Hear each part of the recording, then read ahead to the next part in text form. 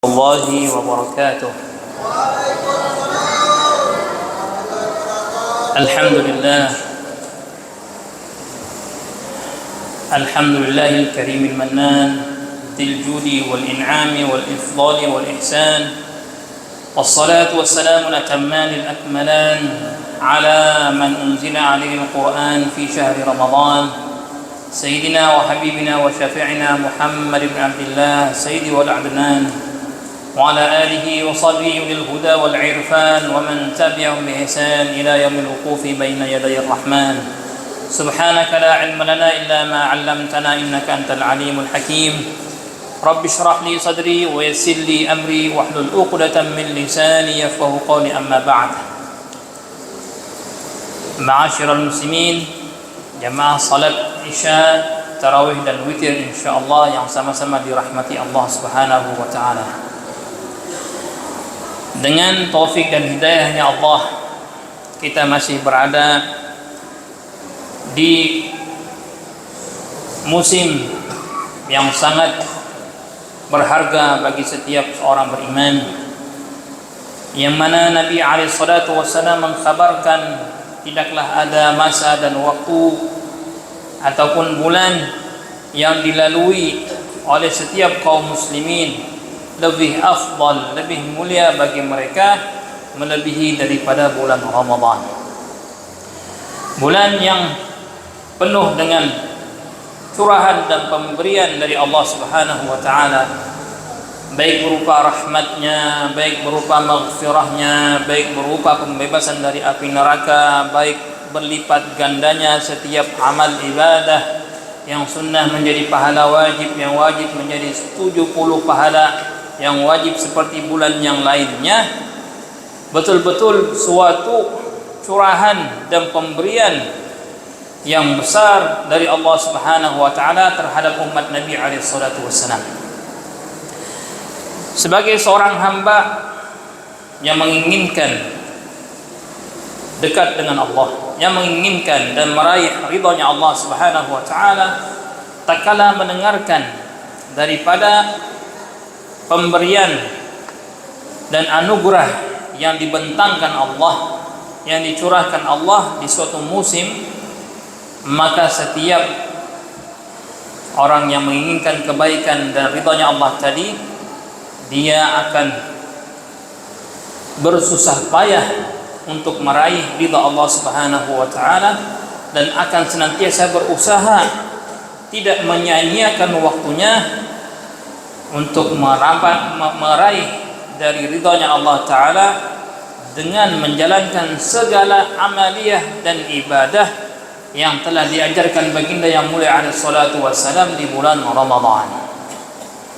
Sehingga kita mendapati zaman abad pertama di zaman Nabi alaihi salatu wassalam, para sahabat radhiyallahu anhum ajma'in, yang mana mereka langsung mendengar dari lisan yang mulia, lisan Nabi Muhammad sallallahu alaihi wasallam, tentang mulianya bulan Ramadan.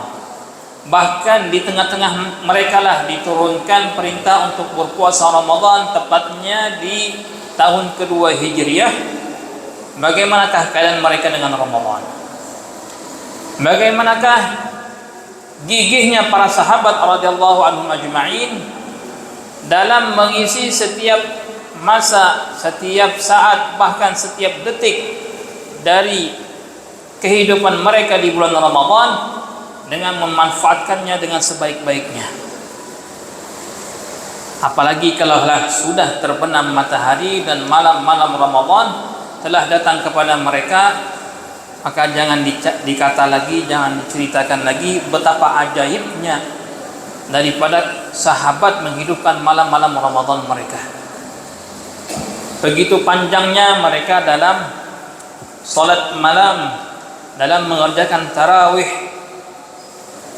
sampai di zaman Sayyidina Utsman bin Affan radhiyallahu anhu, begitu panjangnya salat tarawih yang dikerjakan. Sebagian orang mengerjakan salat tarawih dengan membawa tongkat mereka.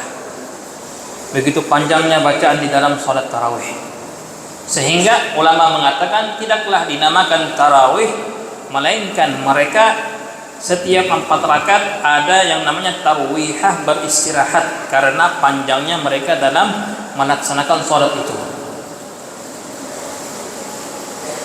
Bersusah payah demi apa? Mereka mengetahui betapa mulianya malam-malam di bulan Ramadan.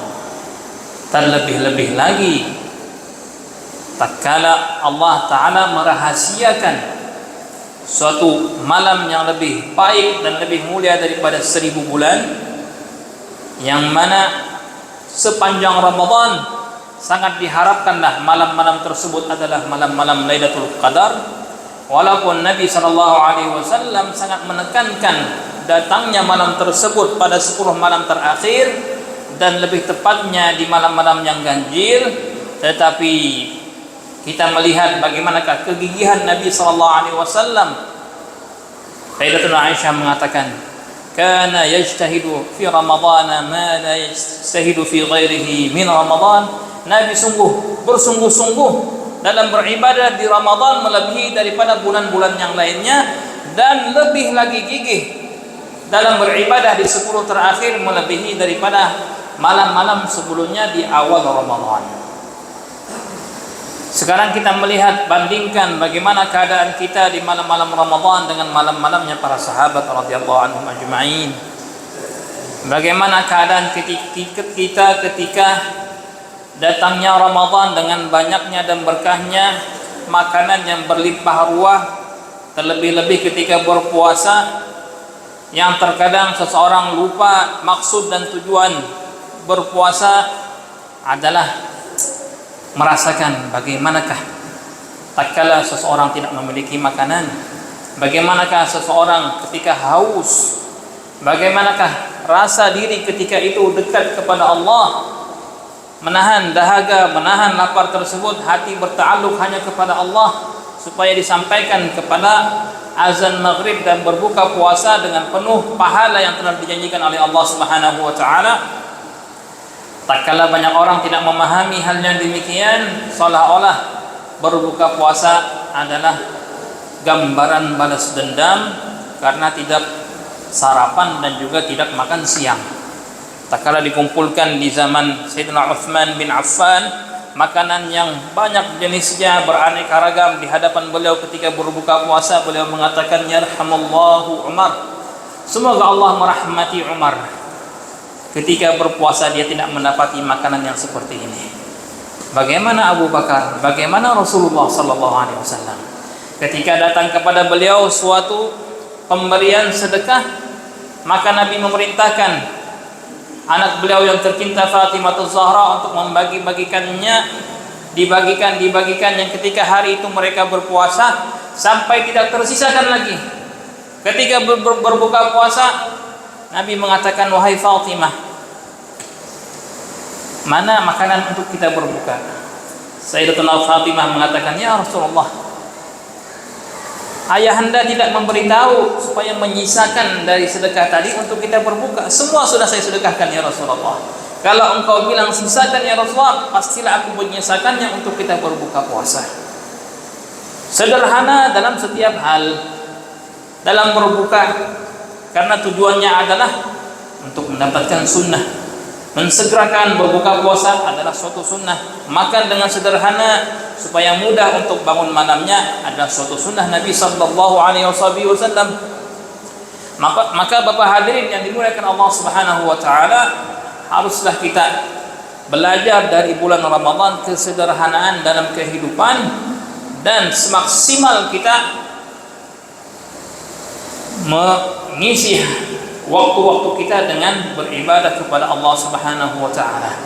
Bacaan Al-Qur'an sebagai suatu syiar yang azim, yang mulia di bulan Ramadan, yang mana di dalamnya diturunkan Al-Qur'anul Karim.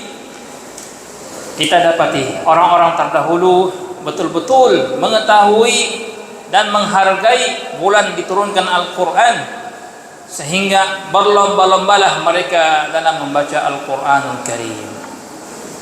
Diceritakan oleh Imam Az-Zahabi dalam Syiar A'lamin Nubala bahwasanya Imam Syafi'i diriwayatkan oleh muridnya Rabi' bin Sulaiman, kalau sudah masuk Ramadan, setiap harinya beliau mengkhatamkan 2 kali khatam Quran.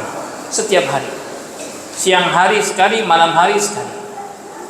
Tidak terkecuali An-Nu'man, Imam Abu Hanifah rahimahullah, setiap harinya apabila di luar Ramadan setiap hari mengkhatamkan satu Quran. Ketika Ramadan mengkhatamkan 2 kali Quran dalam seharinya. Imam Malik rahimahullah, Imam Darul Hijrah, pengarang kitab Muwatta sebelum adanya Sahihul Bukhari, apabila sudah datang Ramadan, beliau menyibukkan diri dengan membaca Al-Quran sehingga beliau meninggalkan daripada mengajarkan hadis-hadis dan ilmu-ilmu yang lainnya. Bagaimana keadaan kita dengan Al-Quran? Kalau orang bisa menyempatkan waktunya, dan itu adalah hal yang aib apabila dia tidak menyempatkan waktu untuk membaca Al-Quran 1 juz setiap hari dalam bulan Ramadan, maka hari ini sudah juz keberapa yang dia baca? 12 atau 13. Tidaklah berakhir Ramadan melainkan dia mengkhatamkan 1 Quran minimal. Tapi apa yang terjadi dengan kaum muslimin? Mungkin 10 juz sampai hari ini pun belum sampai. Ada yang mungkin belum sama sekali. Na'udzubillah, kalau yang belum start lagi dari awal Ramadan sampai sekarang 1 ayat pun belum terbaca olehnya. Wal'iyadzubillah. Kalau tidak mengaji di bulan Ramadan, di bulan kapan lagi mau mengaji? Di bulan yang dimana Al-Quran diturunkan, berlomba-lomba orang bertadarus, saling mengaji bersama-sama, ataupun masing-masing individu di masjid menyibukkan dalam waktu i'tikaf dengan bacaan Al-Quran. Ketika itu kita lalai dengan handphone, ketika itu kita lalai dengan bacaan-bacaan yang lainnya. Allahu Akbar. Maka renungilah, kembalilah. Masa masih ada hampir separuh Ramadan, kita sampai kepadanya. Koreksi apa yang sudah kudapatkan di Ramadan hari ini, di tahun ini. Siapa yang berani menjamin kita boleh sampai Ramadan tahun depan? Sampainya seseorang ke suatu Ramadan adalah pemberian terbesar dari Allah Subhanahu wa taala. Terakhir kita menceritakan dalam sirah Nabi sallallahu alaihi wasallam, tatkala seorang sahabat mengadukan kepada Rasulullah 2 orang di kalangan sahabat yang salah satu di antara keduanya meninggal dalam peperangan, mati syahid. Dan mati syahid adalah pahala terbesar yang diriwayatkan di dalam syariat Islam. Sedangkan yang kedua, sahabatnya meninggal setahun berikutnya. Tidak meninggal dalam keadaan syahid, meninggal dalam keadaan biasa. Maka dia melaporkan, ya Rasulullah, saya bermimpi semalam sebagaimana adatnya Rasulullah. Apabila selepas salat subuh beliau akan berbalik ke sahabatnya, beliau mengatakan, man minkum ra'a ru'yahal barihah? Siapa di antara kalian yang bermimpi tadi malam? Tadi sahabat tadi angkat tangan, acung tangan. Saya, Rasulullah. 2 orang sahabat, satu meninggal syahid, satu meninggal setahun berikutnya. Tapi dalam mimpi saya diperlihatkan oleh Allah, yang meninggal setahun berikutnya justru dia lebih dulu masuk surga daripada yang mati syahid. Padahal jenis matinya beda. Ini mati syahid, syahadah fi sabilillah, satu mati biasa. Kenapa kok ini lebih hebat, lebih mulia, lebih dahulu masuk surga melebihi daripada sahabat yang meninggal mati syahid, ya Rasulullah? Maka Nabi tersenyum mengatakan, bukankah dia telah salat 5 waktu sepanjang tahunnya? Bukankah, kata Rasulullah, dia puasa Ramadan di tahun itu? Bayangkan, di tahun tersebut dia berpuasa Ramadan. Menunjukkan apa? Orang yang sampai ke bulan Ramadan itu bukan hal yang kebetulan ataupun sia-sia. Sehingga alim ulama mengatakan, setiap orang yang sampai bulan Ramadan, ketahuilah Allah masih menginginkan engkau untuk cepat kembali bertaubat kepadanya. Wahai fulan, engkau masih diberikan peluang, kesempatan oleh Allah untuk dekat kepadanya, untuk meraih derajat dan tingkatan di dalam surganya, untuk meraih bersama jamaahnya akan melalui pintu yang khusus VIP bagi orang-orang yang shaim, yang berpuasa, yang apabila mereka masuk dan ditutup pintu tersebut, tidak ada lagi yang akan masuk melalui pintu Ar-Rayyan. Ma'asyiral muslimin wal muslimat rahimakumullah. Maka dengan adanya menghisab diri kita, dengan ada koreksi diri kita, renungilah apa yang telah berlalu dari hari-hari Ramadan dari awal sampai malam ini, apa yang masih kurang dan hal-hal yang masih sia-sia di bulan Ramadan, maka kejarlah Ramadan masih ada di depan kita. Manfaatkanlah waktu sebaik-baiknya, mudah-mudahan dengan azam, mudah-mudahan dengan hasrat dan niat tekad yang bulat untuk mendapatkan kebaikan. Maka bukanlah suatu hal yang mustahil bagi Allah untuk memberikan kepada kita sebagaimana Allah memberikan kepada orang-orang terdahulu. Renungan daripada kata-kata salafus saleh, barang siapa yang membukakan untuk dirinya satu pintu niat kebaikan, niscaya Allah akan membukakan untuknya 70 pintu kemudahan dan pintu taufik. Yang penting dalam hatinya ada kata-kata ingin, dalam hatinya ada yang namanya niat, azam. Kalau ada keinginan, tunggulah 70 pintu taufik Allah menunggu kita. Mudah-mudahan Allah Subhanahu wa taala memberkati kita. Amin ya rabbal alamin. Itu saja yang dapat kami sampaikan. Mudah-mudahan Allah Subhanahu wa taala menganugerahkan kepada kita sekalian sebagaimana anugerahnya kepada ibadil salih.